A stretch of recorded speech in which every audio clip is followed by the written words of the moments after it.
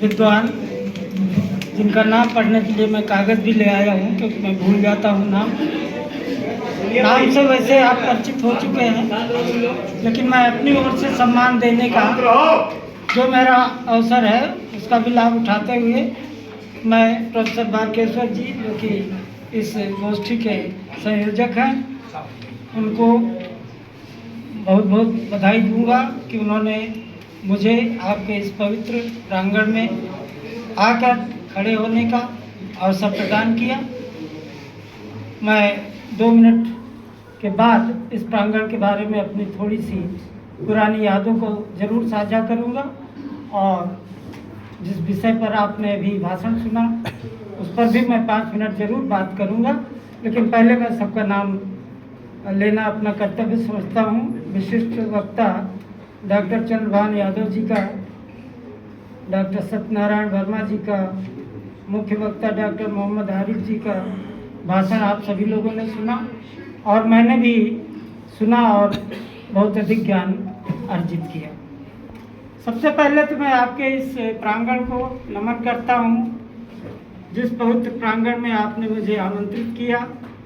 इसके प्रति मैं अपनी कृतज्ञता व्यक्त करते हुए ये अगर ना बताऊं तो शायद उचित नहीं होगा कि 4 दिन बाद 16 तारीख होगी और 16 दिसंबर 1975 को मेरे कदम इस प्रांगण में पड़े थे।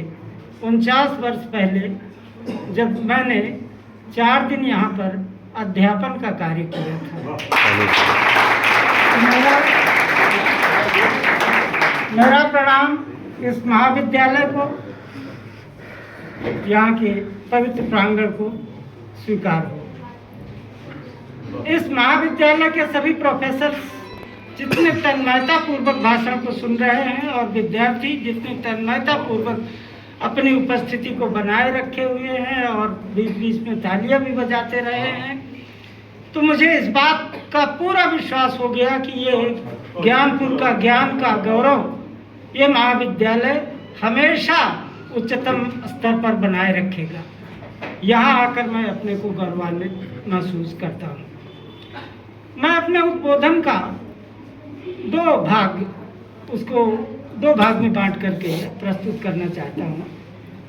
प्रथम भाग में थोड़ा सा इमोशनल कंटेंट, वो भी आवश्यक है, और दूसरे भाग में एक अध्यापक मेरे अंदर से निकलेगा जो कई वर्षों तक विषय का अध्यापन करता रहा, और जो एक मुझे लगा कि आज की प्रासंगिकता है कि आज हम यहाँ से निकलेंगे दरवाजे के बाहर तो हम कौन सा संदेश डॉक्टर अम्बेडकर का ले करके अपने दिमाग में निकलेंगे और अपने लिए कौन सा लक्ष्य निर्धारित करेंगे कि आज से, अभी से, तुरंत से हमें इस कार्य में जुट जाना है। तो पहले इमोशनल कंटेंट के लिए मैं 2 मिनट आपका समय लूँगा। मुझे उम्मीद है कि आप देंगे। देखिए, प्रोफेसर बालकेश्वर जी ने मेरे बारे में कुछ अतिशयोक्तिपूर्ण शब्द कहे, लेकिन उनका उद्देश्य यह था कि हम सभी लोगों को उन्नत ज्ञान की ओर कदम बढ़ाना चाहिए। जब उन्होंने महात्मा बुद्ध का नाम लेकर के मेरे नाम से जोड़ने की कोशिश किया होगा तो उनके मन में यही रहा होगा कि जैसे एक बीच का रास्ता गौतम बुद्ध जी ने निकाला था कि जो वेद पुराण नहीं पढ़ सकते, कर्मकांडों को समझ नहीं सकते, ज़्यादा उसके बारे में धन भी नहीं खर्च कर सकते, तो एक उनका व्यवहारिक मार्ग था जो अष्टांगिक मार्ग था, जिसमें भी कई ग्रेड्स थे। साधारण लोगों के लिए अलग था, भिक्षु भिक्षुणियों के लिए अलग था। प्रथम जो सुधारक हैं आपके इस देश के, वो गौतम बुद्ध ही हैं, जिन्होंने स्त्रियों को भी पुरुषों के बराबर का सम्मान दिया, जिन्होंने सारी कुरीतियों का खंडन करते हुए केवल ज्ञान मार्ग का साथ दिया जो कि उपनिषदों में वर्णित है। और इसीलिए बुद्ध धर्म को भारत के लोग बाहरी नहीं मानते। क्यों मानेंगे? उपनिषदों का ही ज्ञान उन्होंने, गौतम बुद्ध जी ने अपनाया था। तो जब बुद्ध से तुलना आप किसी की करते हैं तो उसका मतलब ये नहीं कि वह बुद्ध हो गया। डॉक्टर बालकेश्वर का उद्देश्य यही रहा होगा कि हम सभी लोगों को इसी प्रकार से प्रयत्न करना चाहिए कि जो व्यावहारिकता में उचित है, जिससे मानव मात्र की सुविधा हो, मानव मात्र का उद्धार और कल्याण हो, हमें वही मार्ग सबसे उत्तम मानना चाहिए। और आपको यहीं पर कनेक्ट कर लेना चाहिए कि क्यों डॉक्टर बी.आर. अम्बेडकर जी ने अपने निर्वाण के 2 महीने पहले बौद्ध धर्म को अंगीकार कर लिया था। तो इमोशनल कंटेंट मेरा था।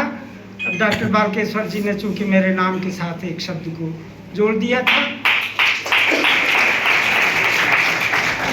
इसमें मैं इतना जरूर कहूँगा कि यहाँ पर मंच पर आरिफ सर को आप लोगों ने सुना, उन्होंने एक बहुत कुशल अध्यापक की तरह से सब कुछ समझा दिया, कुछ बताने के लिए मेरे लिए छोड़ा नहीं। लेकिन इसमें कई हमारे विद्यार्थी भी बैठे हैं मंच पर, जिन्होंने स्वीकार भी किया कि वो हमसे शिक्षार्जन कर चुके हैं। तो उस गुरु का दायित्व जब शिष्य निभा रहे हो तो गुरु के लिए बहुत आराम से अपना रिटायरमेंट का जीवन व्यतीत करने का मौका होता है। तो मैं वही कर रहा हूँ। और वो तो इन लोगों के अनुरोध पर कि नहीं सर आपको सशरीर उपस्थित होना चाहिए, तो मैं आपके समक्ष आ गया। और आपका जो प्यार, जो आपका सम्मान, जो आदर जो मैंने पाया, उसके प्रति मैं 1 जन्म क्या 7 जन्म 10 जन्म भी कभी ऋणी नहीं हो पाऊंगा। मैं बहुत बहुत आभारी रहूंगा कि आपने वो सम्मान दिया। अब कुछ बात मैं डॉक्टर अम्बेडकर जी के बारे में कहूँगा कि जो मैंने कहा कि अभी हम गेट के बाहर जाएंगे तो कौन से शब्द हमारे दिमाग में जागृत रहने चाहिए। यहाँ सबसे पहले मैं एक बात ये बता दूं कि जब भारत को संविधान बनाने का मौका मिला तो उस समय भारत के सामने अनेक उदाहरण थे। ये आप भी मानेंगे, सब लोग मानते हैं कि 1773 ईस्वी में जब रेगुलेटिंग एक्ट आया, वहीं से शुरुआत हो गई थी कि एक न एक दिन भारत आजाद होगा और उसका संविधान बनेगा। तो 1773 के बाद जितने एक्ट आए हैं सब में कुछ न कुछ कदम आगे बढ़ता गया है और उसी की चरम परिणति जो है वो संविधान के लेखन में हुई है। लेकिन एक बात आपको सबको मालूम है कि किचन में सारी सामग्री आप रख दीजिए, अगर कुक अच्छा नहीं है तो फिर क्या होगा बताने की आवश्यकता नहीं है। तो कुक के रूप में यहाँ डॉक्टर बी.आर. अम्बेडकर जी का स्वागत किया जाना चाहिए।